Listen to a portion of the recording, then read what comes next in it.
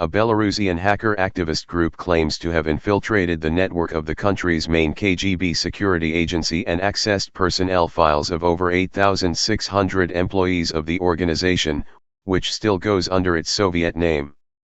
The authorities have not commented on the claim, but the website of the Belarusian KGB was opening with an empty page on Friday that said it was in the process of development. Seeking to back up its claim, the Belarusian cyberpartisans group published a list of the website's administrators, its database, and server logs on its page in the messaging app Telegram. Group coordinator Yuliana Shamatevets told the Associated Press from New York that the attack on the KGB was a response to the agency's chief Ivan Turtle, who publicly accused the group this week of plotting attacks on the country's critical infrastructure, including a nuclear power plant. The KGB is carrying out the largest political repressions in the history of the country and must answer for it, said Shamatevets. We work to save the lives of Belarusians, and not to destroy them, like the repressive Belarusian special services do. Shamatevets said the group was able to access the KGB's network several years ago and has been trying to hack its website and database ever since.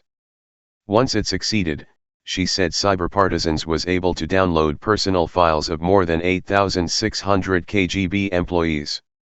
Based on that data, cyberpartisans launched a chatbot on Telegram that would allow Belarusians to identify KGB operatives by uploading their photos. We want to show that in the digital world it is impossible to hide information, and the truth about political repressions will surface, and those who carried them out will be punished, Shamatevets said. Last week, cyberpartisans claimed infiltrating computers at the country's largest fertilizer plant to pressure the government to release political prisoners. The state-run Grodno Azot plant has made no comment on the claim, but its website has been unavailable since April 17. Grodno Azot, with about 7,500 employees, is a key producer in the country, which relies heavily on chemical industries. Belarus, a close ally of Russia, was rocked by mass protests after an election in 2020 that gave authoritarian President Alexander Lukashenko his sixth term in office, a vote that was denounced by the West and the opposition as fraudulent. Authorities responded by arresting more than 35,000 people and brutally beating thousands of them. Many top opposition figures were arrested and given long prison terms, while others fled abroad. The country's oldest and most prominent rights group Vyasna says nearly 1,400 people are political prisoners in Belarus, including its founder and 2022 Nobel Peace Prize winner Ales Bialyatsky.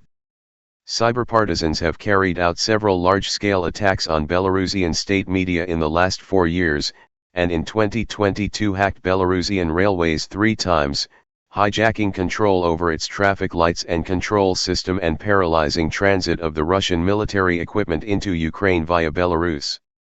We're telling the Belarusian authorities that if they don't stop political repressions, it will get worse, Shamatevets said.